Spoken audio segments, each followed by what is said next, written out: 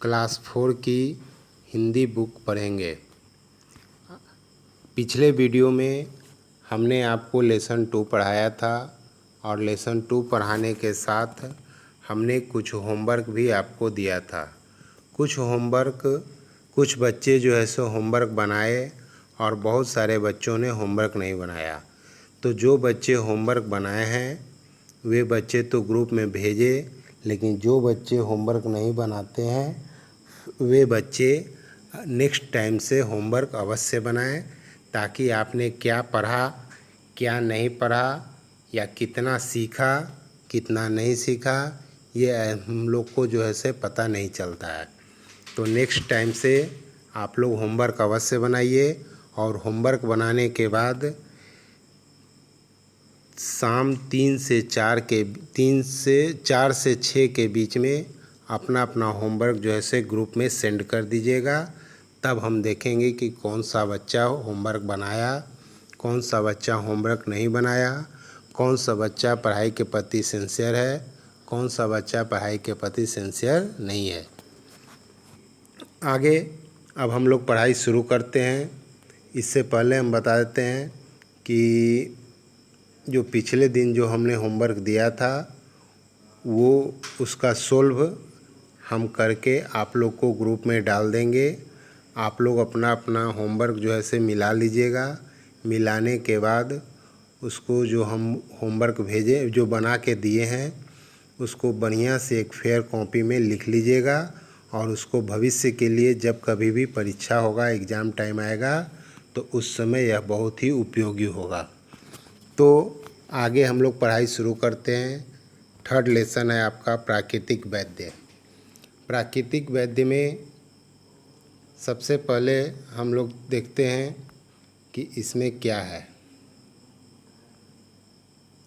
प्रकृति ने हमारे उपयोग के लिए फूलता फलता वनस्पति जगत बनाया है। इस वनस्पति जगत का कोई भी पेड़ पौधा ऐसा नहीं है जो हमारे लिए किसी काम का न हो।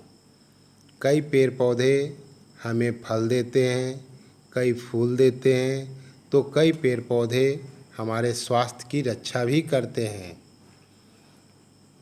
अभी हम लोग सिर्फ स्वास्थ्य रक्षक जो पेड़ पौधे हैं उसके बारे में चर्चा करेंगे। स्वास्थ्य रक्षक पेड़ पौधों में सबसे पहला नाम आता है तुलसी और नीम का। तुलसी का पौधा लगभग हर घर में पाया जाता है। जब हमें सर्दी या जुकाम हो जाता है तो काली मिर्च के साथ तुलसी की 5 से 7 पत्तियां घोटकर पीने से सारा रोग दूर हो जाता है और इसकी पत्तियों में रोग के कीटाणुओं के विष को दूर करने की शक्ति होती है।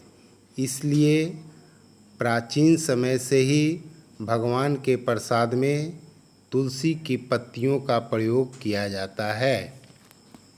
साथ ही घरों में महिलाएं स्नान करने के बाद तुलसी के पौधे में नित्य नियम पूर्वक जल देती है और इसे तुलसी माता का बिरवा कहकर पुकारती है। इस गुणकारी पौधों को हरा भरा रखना वे अपना धर्म समझती हैं और नित्य प्रतिदिन इसकी पूजा भी करती है। तुलसी की भांति नीम भी एक बहुत ही लाभदायक पेड़ है। इसका प्रत्येक भाग यानी पेड़ में जो भाग होता है, पत्ती, डाली, फूल, फल, उसका प्रत्येक भाग जो है से हम मानवों के लिए बहुत ही बड़े काम का है। नीम की पत्तियों पर जब सूर्य की किरणें पड़ती हैं तो आसपास की वायु, जिसको हवा भी हम लोग बोलते हैं, शुद्ध हो जाती है। इसकी नवीन कोपलों को चबाने या घोटकर पीने से खून ब्लड जो है से साफ हो जाता है। पत्तियों को पानी में उबालकर उस पानी से स्नान करने से चर्म रोग संबंधित जितनी भी बीमारियां होती हैं वे सभी नष्ट हो जाते हैं। नीम के पानी से यदि आपको घाव कहीं पर हो गया है और उस घाव को यदि आप नीम की पानी से धोते हैं तो उस घाव का जो विषैला कीटाणु होता है वे समाप्त हो जाते हैं। पत्तियों को उबालने आदि की परेशानी को कम करने के लिए वर्तमान समय में बहुत सारे नीम के साबुन भी बनाए जाने लगा है। कभी कभी इसकी पत्तियों को जलाकर विषैले कीटाणुओं और मच्छरों को भी हम लोग दूर भगाने का काम करते हैं। इसकी पत्तियों को कपड़ों तथा अनाज के साथ रखने से उनमें कीड़े नहीं लगते हैं। नीम की पतली पतली टहनियाँ दातुन या जिसको हम लोग दूसरी भाषा में बोलते हैं दतवन, दातुन करने के काम में आती है और टहनी का कड़वापन मसूड़ों के पीप को कम करता है। यानी मसूड़ों में कभी कभी आप लोग को दर्द हो जाता होगा तो वैसी परिस्थिति में यदि आप नीम के दातुन का प्रयोग करेंगे तो वह दर्द जो है से कम हो जाएगा और वह उसमें जो भी कीटाणु होता है वह सारा का सारा नष्ट हो जाता है। नीम की छाल को घिसकर फोड़े फुंसियों पर लगाने से वे ठीक हो जाते हैं।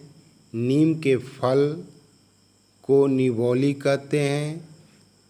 कच्चे निवौरी में दूध होता है, यह कड़वी होती है किंतु पकने पर उसका गुदा मीठा हो जाता है।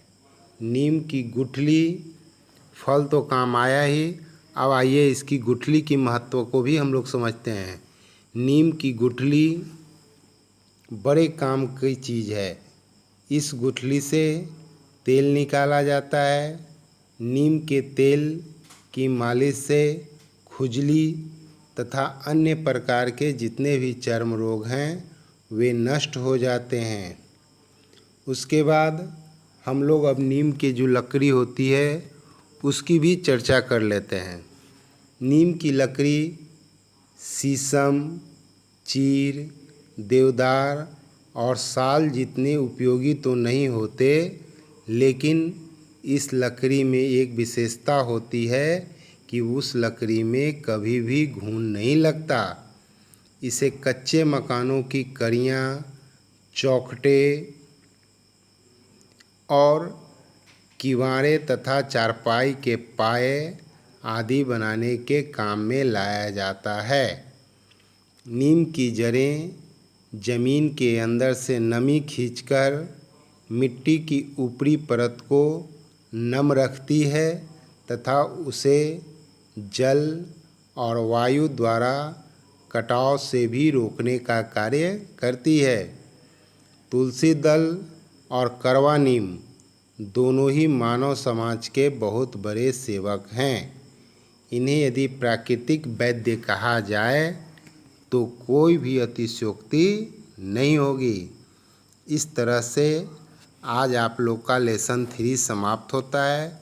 लेसन 3 समाप्त होने के बाद हम लोग जो है यहाँ पर कुछ होमवर्क दिए गए हैं, उस होमवर्क को हम लोग बनाने का कार्य करेंगे। जैसे सबसे ऊपर में है मौखिक प्रश्न। मौखिक प्रश्न में यहाँ पर आप लोग देख सकते हैं कि 4 प्रश्न हैं। इन चारों प्रश्नों का उत्तर आप एक नोटबुक में बना लेंगे, रफ कॉपी में। उसके बाद सेकंड में है निम्नलिखित प्रश्नों के उत्तर लिखिए। यहाँ पर भी आपको 4 प्रश्न दिए गए हैं। इन चारों प्रश्नों का आप अपने शब्द में आंसर दीजिएगा। जितना आपको आता होगा उतना बनाइए, गलत सही जो भी है आप बनाकर ग्रुप में भेजने का कार्य कीजिए। उसके बाद ग में है सही उत्तर पर सही का चिन्ह लगाइए। तो इसमें भी 3 प्रश्न हैं, इन तीनों को बना लेना है। उसके बाद घ में है सही कथन पर सही और गलत कथन पर गलत, यानी कि ट्रू फॉल्स वाला काम करना है, तो इसको भी हम लोग बना लेंगे। उसके बाद रिक्त स्थान अंग में है रिक्त स्थान को भरिए, इसमें भी 4 प्रश्न हैं, ये चारों बना लेना है। बनाने के बाद आप लोग शाम 4 से 6 के बीच में अपने अपने ग्रुप पर, जिस क्लास में बच्चे हैं, जैसे आप लोग 4 क्लास के हैं तो 4 क्लास के ग्रुप में डाल दीजिएगा। हम लोग जो है से शिक्षक लोग उसको देखेंगे और देखने के बाद नेक्स्ट डे हम लोग जो है से एक नोटबुक पर पूरा आंसर बनाकर आपको इमेज के थ्रू, पिक्चर के थ्रू ग्रुप पर डालेंगे और आप लोग जो है से कॉपी से मिलान कर लीजिएगा। मिलान करने के बाद उसको एक फेयर कॉपी में बना लीजिएगा। जब कभी भी जिस दिन स्कूल खुलेगा उस दिन जो है से फेयर कॉपी चेक किया जाएगा, जिसमें यह हम लोग को पता चल जाएगा कि कौन से बच्चे लॉकडाउन की स्थिति में घर पर पढ़ाई किए या नहीं किए। धन्यवाद।